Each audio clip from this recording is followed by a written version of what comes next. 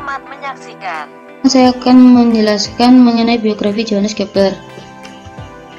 Kehidupan awal Johannes Kepler lahir pada tanggal 27 Desember 1571 di kota Wilderstadt.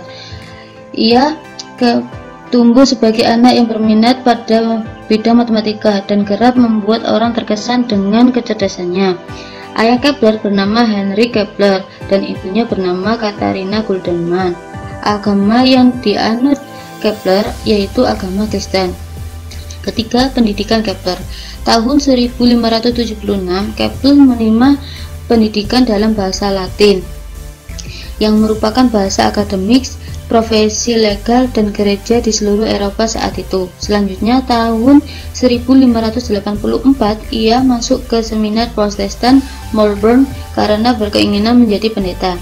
Pada tahun 1591, ia mendapatkan beasiswa. Dia pindah ke Universitas Tübingen, mengambil mata kuliah teologi, Yunani, Ibrani, dan filsafat. Namun, dia begitu menonjol di bidang matematika. Kepler dianggap sebagai salah satu dari beberapa mahasiswa yang mampu secara intelektual dan matematis mempelajari karya Nicolaus Copernicus. Di sini kita masih membahas yaitu biografi dari Johannes Kepler. Yang keempat yaitu mengenai karirnya. Pada usia 23 tahun, Kepler menjadi dosen bidang astronomi dan matematika di sekolah Protestan di kota Graz, Austria. Pada tahun 1596, saat ia berusia 25 tahun, Kepler menulis persetujuannya terhadap teori Copernicus soal tata surya. Dia menerbitkan buku berjudul Mystery of the Cosmos. Buku itu menjabarkan tentang mengapa matahari berada di pusat tata surya. Ia mengatakan jika matahari dan semua planet mengorbit bumi, tidak ada alasan mengapa Merkurius dan Venus selalu berada di dekat matahari. Pada tahun 1600, tepatnya pada tanggal 1 Januari, ia menerbitkan beberapa karya brilian seperti Astronomy Pars Optica, tabel Rudolphine, dan Proteic Table dengan rekannya Tycho. Pada tahun 1601, Kepler diangkat sebagai matematikawan kekaisaran. Kepler menjabat sebagai penasihat astrologi utama bagi kaisar.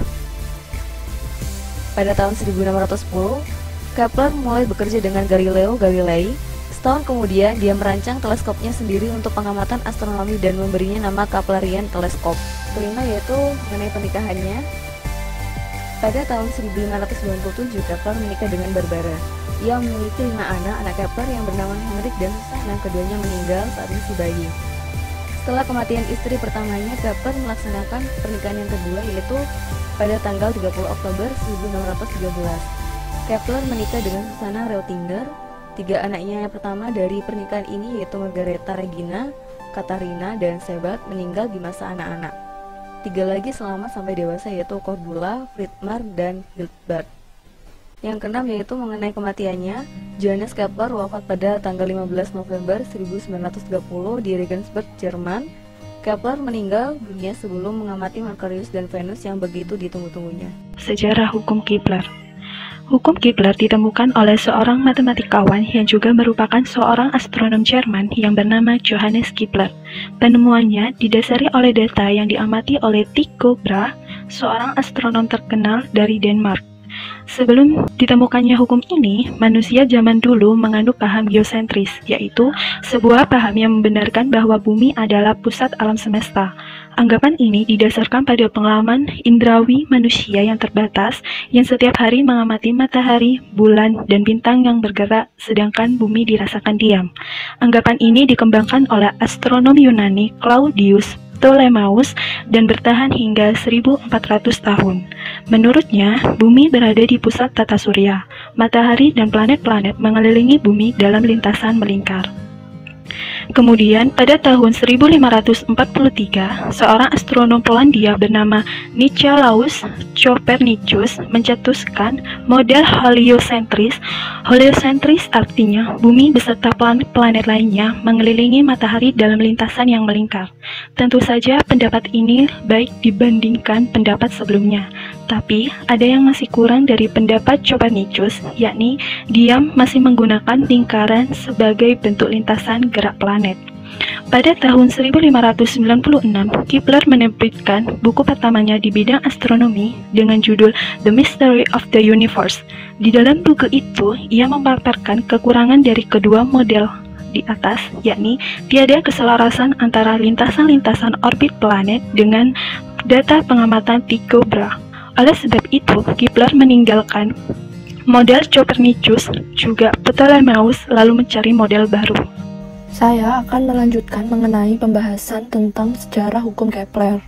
Dilengkapi dengan tabel-tabel pengamatan gerakan planet yang disusun oleh Brahe, Kepler mempelajari gerakan kosmis dan menarik kesimpulan berdasarkan apa yang ia lihat. Mars adalah planet yang pertama-tama menarik perhatian Kepler. Setelah dengan seksama mempelajari tabel-tabel itu, tersingkaplah bahwa Mars mengorbit matahari tetapi bukan dalam lingkaran sempurna. Satu-satunya bentuk orbit yang cocok dengan pengamatan itu ialah bentuk elips atau lonjong, dengan matahari sebagai salah satu titik fokusnya. Akan tetapi, Kepler sadar bahwa kunci untuk menyibakkan rahasia langit bukanlah Mars, melainkan planet bumi. Kepler membayangkan dirinya sedang berdiri di Mars dan melihat ke bumi. Ia menghitung kecepatan gerakan bumi bervariasi dan berbanding terbalik dengan jaraknya matahari. Kepler mengerti bahwa matahari bukan sekedar pusat dari tata surya. Matahari juga berfungsi sebagai sebuah magnet, berputar pada porosnya dan mempengaruhi gerakan planet-planet. Bagi Kepler, semua planet adalah benda-benda fisik yang dengan harmonis diatur oleh serangkaian hukum yang beragam. Apa yang ia telah pelajari dari Mars dan Bumi pasti berlaku juga atas semua planet. Jadi, ia menyimpulkan bahwa setiap planet mengitari matahari dalam orbit elips pada kecepatan yang bervariasi sesuai dengan jaraknya dari matahari. Pada tahun 1609, Kepler menerbitkan buku New Astronomy atau astronomi baru yang diakui sebagai buku astronomi modern yang pertama. Mahakarya ini membuat dua hukum Kepler, yang pertama tentang gerakan planet. Hukumnya yang ketiga diterbitkan dalam buku Harmonies of the World atau keharmonisan dunia pada tahun 1619, sewaktu ia tinggal di Linz, Australia. Tiga hukum ini mendefinisikan dasar-dasar gerakan planet, bentuk orbit planet yang mengitari matahari, kecepatan gerakan planet, dan hubungan antara jarak sebuah planet dari matahari dan waktu yang dibutuhkan untuk menyelesaikan satu putaran. Selanjutnya akan dilanjutkan oleh teman saya mengenai konsep dan isi hukum Kepler. Sebelumnya sudah dibahas mengenai sejarah dari hukum Kepler. Di sini saya akan membahas mengenai konsep dari hukum Kepler. Hukum Kepler pada dasarnya membahas mengenai pergerakan planet terhadap matahari. Nah, hukum pertama Kepler berbunyi, lintasan orbit setiap planet ketika mengelilingi matahari itu berbentuk elips, di mana matahari terletak pada salah satu fokusnya. Sebelumnya, ada yang menjelaskan bahwa orbit planet yang mengelilingi matahari itu berbentuk sirkular. Teori ini dikemukakan oleh Copernicus sebelum teori Kepler muncul. Nah, menurut Kepler sendiri, ternyata bentuk orbit itu berbentuk semacam elips atau oval. Nah, pada gambar di samping, ketika bentuk orbit itu tidak berbentuk lingkaran full, jadi otomatis jari-jari antar posisi matahari terhadap planet pada lintasan tertentu itu akan berubah-ubah. Nah, misal kita tinjau di sini ada bumi. Itu ketika bumi terletak sangat dekat ke matahari itu maka dapat dikatakan berada pada titik perihelion atau ketika bumi sangat dekat dengan matahari. Namun ketika bumi berada jauh dengan matahari itu disebut berada pada titik aphelion atau ketika bumi berada sangat jauh dari matahari. Jadi hukum 1 Kepler membahas mengenai itu. Selanjutnya yaitu hukum 2 Kepler. Hukum 2 Kepler ini dikenal juga dengan nama hukum peta karena menurut hukum 2 Kepler garis hubung matahari dengan planet dalam waktu yang sama menyatu luas peta yang sama. Hukum ini berbunyi, suatu garis hayal yang menghubungkan matahari dengan planet menyatu luas duri yang sama dalam waktu yang sama. Hukum kedua Kepler untuk kasus lintasan planet yang berbentuk lingkaran hanya menunjukkan bahwa kelajuan planet mengelilingi matahari konstan. Tetapi untuk kasus lintasan yang sesungguhnya yaitu elips, hukum kedua Kepler menunjukkan tentang kekekalan menghitung sudut. Pada gambar tersebut diperlihatkan contoh orbit planet terhadap matahari. Jadi jari orbit dan kecepatan sudut planet pada orbit yang berbentuk elips akan selalu bervariasi. Planet akan bergerak lebih cepat ketika berada dekat dengan matahari dan bergerak lebih lambat ketika jauh dari matahari. Hukum 2 Kepler menyatakan bahwa luasan area yang berwarna biru nilainya konstan dimanapun planet berada pada orbitnya diukur berdasarkan interval waktu yang sama.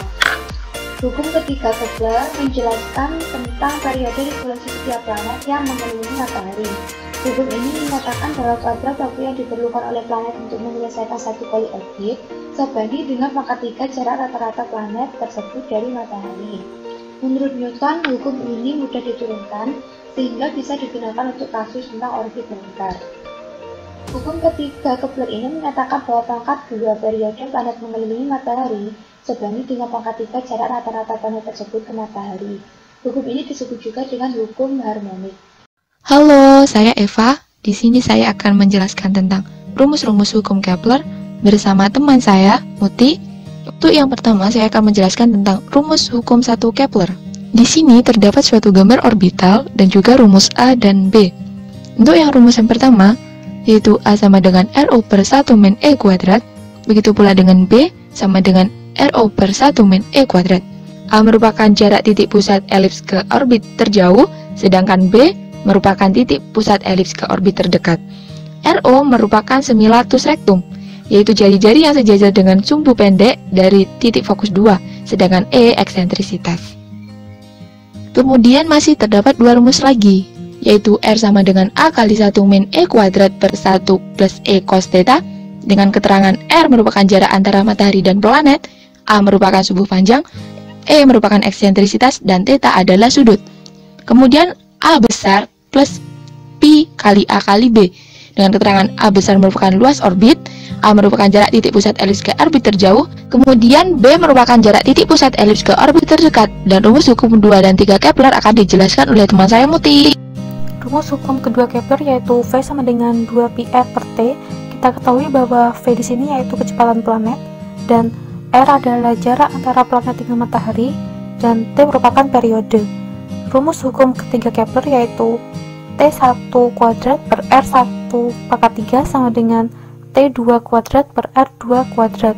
Nah, T1 kuadrat per R1 pangkat 3 itu bisa kita sebut sebagai tetapan atau K. Dapat didapatkan dari penurunan rumus yang berawal dari gaya. Berikut penurunan rumusnya.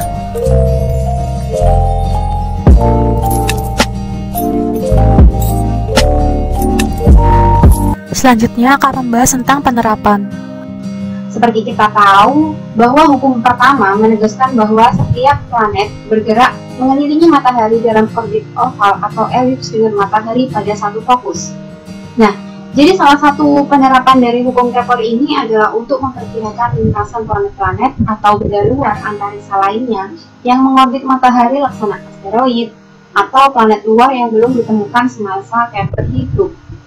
Selanjutnya pada hukum kedua Kepler menegaskan bahwa planet bergerak lebih cepat ketika bumi berada lebih dekat dengan matahari. Jadi hukum ini juga dipakai pada pengorbitan lainnya di samping matahari, seperti bulan yang mengorbit bumi. Bahkan ketika ini dengan memakai dasar dari hukum Kepler ditemukan suatu benda baru yang mengorbit bumi di samping bulan, kecepatan planet berbeda begitu rupa bahwa garis yang menghubungkan planet dan matahari selama perputaran melewati bidang yang sama luasnya dalam jangka waktu yang sama. Nah, ini berarti bahwa planet bergerak lebih cepat ketika berada dekat dengan matahari dan lebih lambat ketika jauh dari matahari. Namun masih banyak penerapan hukum Kepler lainnya yang akan dijelaskan oleh Elsa. Penerapan hukum Kepler selanjutnya adalah peristiwa terjadinya supernova. Supernova adalah ledakan dari suatu bintang di galaksi yang memancarkan energi yang teramat besar. Supernova ini menandai berakhirnya riwayat suatu bintang. Selanjutnya adalah terjadinya supermoon atau bulan super, yaitu fenomena yang terjadi di saat bulan berada pada titik terdekat bumi atau perihelium. Jadi seolah-olah bulan terlihat lebih besar dari biasanya. Selanjutnya adalah perbedaan suhu di siang hari akibat perbedaan jarak matahari dengan bumi dari hari ke hari. Dan masih banyak lagi penerapan hukum Kepler di kehidupan sehari-hari. Terima kasih.